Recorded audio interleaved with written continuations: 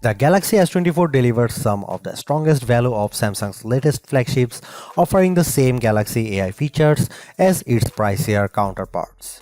But the real benefit to upgrade is to reap the performance and battery life improvements delivered by the Snapdragon 8 Gen 3 Silicon, assuming that you are able to buy a phone with that chip where you live. The Galaxy S24 is available for $799 with the base model featuring 128GB of storage. In the US, that's the same price Samsung charged last year for the Galaxy S23, something worth calling out in light of Samsung's $100 price hike for the Galaxy S24 Ultra. There is also a 256GB version of the Galaxy S24 available in the US and UK for $859 or £859. You will be able to find the Galaxy S24 at Samsung's website as well as the major retailers like Amazon and Best Buy. US phone carriers are now selling the Galaxy S24 too, with many offering Galaxy S24 deals that can help you lower the cost of the phone. You won't spot too many differences between the Galaxy S24 and Galaxy S23. It nudges aside in the lineup of best Samsung phones. The screen and back panel on the S24 are both flat and are joined by metal side rails, but the phone has adopted a unibody-like design that blends all the separate panels together brilliantly. Samsung continues to make the S24 out of aluminum. Titanium is reserved for the Galaxy S24 Ultra, as is the more durable Gorilla Armor Glass for the Ultra's display. Still, Galaxy S24 counts on Gorilla Glass Victus 2 to be tough enough, and it offers IP68 water resistance, so don't worry about dropping the phone in the drink. The biggest design change to the Galaxy S24 involves the bezels. They are smaller than before, which allows the new phone to offer a slightly bigger screen than the S23 without noticeably changing the dimensions of the phone. Even with 6.2-inch display, the Galaxy S24 remains as compact as its predecessor. I wish I could get excited about the Galaxy S24 color options, which strike me as a bit muted. Names like Onyx Black, Marble Grey, Cobalt Violet, and Amber Yellow make the colors sound a lot more dramatic than they actually look. I would suggest heading to Samsung's online store, where exclusive options in blue, orange, and green at least add some variety to your choice. I have mentioned the Galaxy S24's larger display, which offers a resolution of 2340 by 1080 resolution and a 120Hz refresh rate. But besides the modest increase in size from the 6.1-inch panel on the S23, the biggest addition is a boost to the screen's brightness. Like the rest of the new lineup, the Galaxy S24 promises a maximum brightness of 2600 nits. I have to say our lab testing didn't come close to the theoretical maximum, which was probably achieved under very controlled circumstances. Still, the 1416 nits it reaches using a light meter and with HDR enabled is nothing to sneeze at. It improves upon the Galaxy S23's 1340 nit reading and was in line with the iPhone 15's 1400 nit result. I found I had to keep the display brightness slider rather high to see the screen details under less favorable lighting conditions, but at least the S24 has the capability in its toolkit. A trailer for the Ministry of Our Gentlemanly Warfare on YouTube looked pretty dark in some scenes, though I suspect that's a Guy Ritchie problem and not a Samsung one. Streaming Under Pressure on Netflix produced bright, crisp images of the US women's soccer team in action. The Galaxy S24 recreates more colors than the iPhone 15's display does using both the sRGB and DCI-P3 spectrums. Apple's screen is a bit more accurate though, with a delta E rating of 0.18 to the S24's 0.22 with the display in its default vivid mode. Any discussion of the Galaxy S24 is going to revolve around the Galaxy AI features that Samsung has added to the phone in an attempt to make artificial intelligence a centerpiece on its mobile devices going forward. To that end, Galaxy S24 owners have reason to cheer. The same features available on the Galaxy S24 Ultra are also present on this device, which is now $500 cheaper than the Ultra. In other words, you don't have to pay up to access Galaxy AI. My colleague covers the what, how, and why of the Galaxy AI capabilities quite extensively in his Galaxy S24 Ultra review, so I'll not repeat his work here. I do want to share my key impressions of each of the features though, starting with the most intriguing Live Translate, which promises real-time translations for 13 different languages when you are on a phone call with someone speaking in a different tongue. It's impressive on paper but a bit awkward in practice, as I found when I placed a phone call to my wife who can speak German.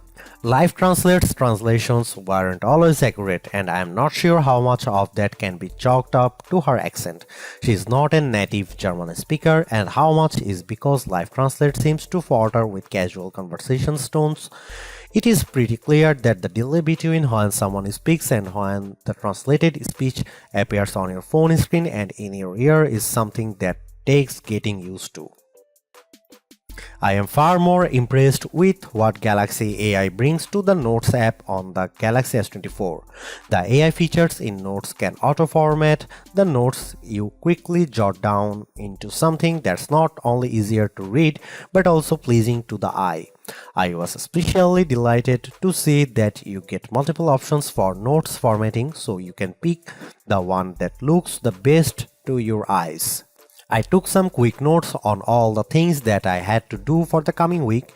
It's quite an extensive list, and Note turned it into a bulleted list. The app's auto summary feature produces a very accurate summary that boiled down what I had to do on each given day.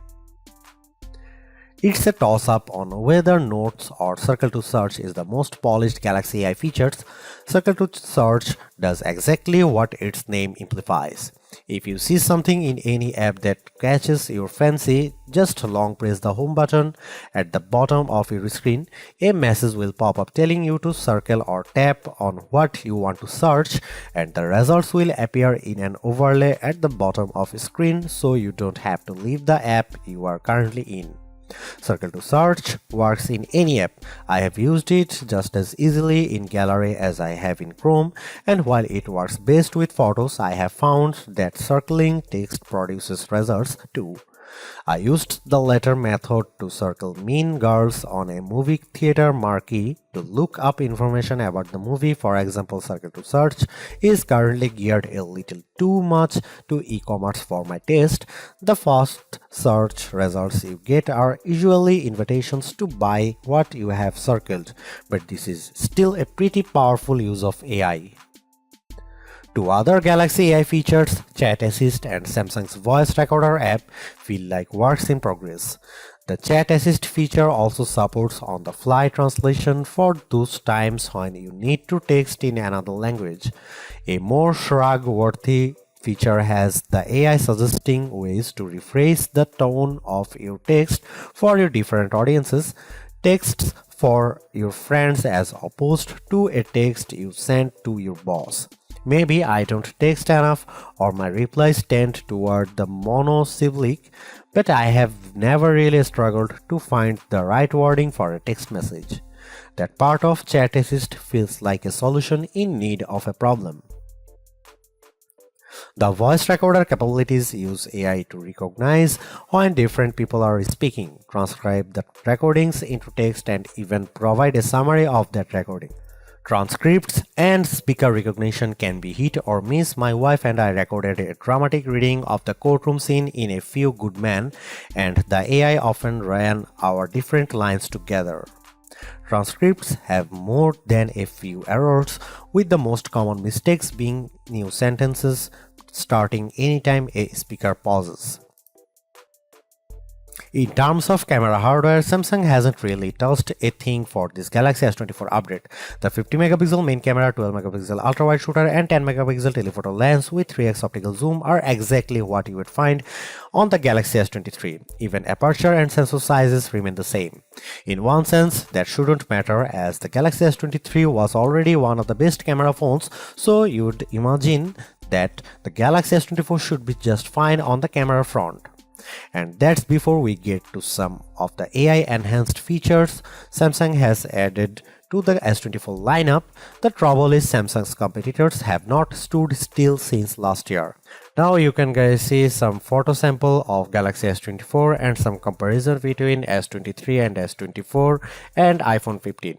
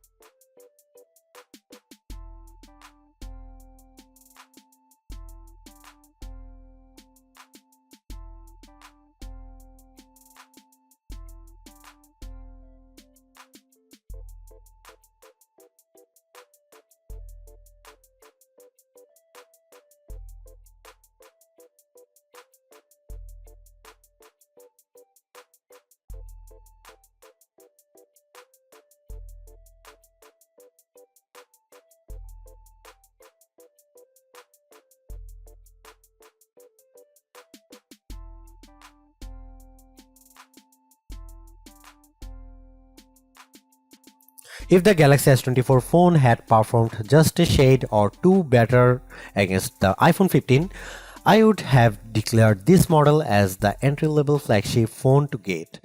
As it stands, this is still one of the best base model Galaxy S phones I have ever used, delivering a lot of value for $800.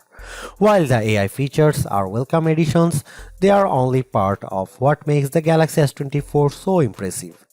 It's the bigger, brighter screen, longer lasting battery and stellar performance that make the phone device well worth getting, with Galaxy AI a nice add-on. Because the cameras haven't changed that much, I don't think anyone with last year's Galaxy flagship needs to concern themselves with upgrading. And perhaps even Galaxy S22 users can get one more year out of their device. Anyone with an older Galaxy flagship should run not walk to their nearest retailer to grab this new model. Perhaps the most impressive thing about the Galaxy S24 is the serious lack of FOMO you'll have if you opt for this phone over one of the more expensive models. Yes, the Galaxy S24 Ultra has the more impressive camera setup, but with the same Galaxy AI features and battery and performance improvements of its own, the Galaxy S24 is a worthwhile flagship in its own right. Thanks for watching, see you in the next one.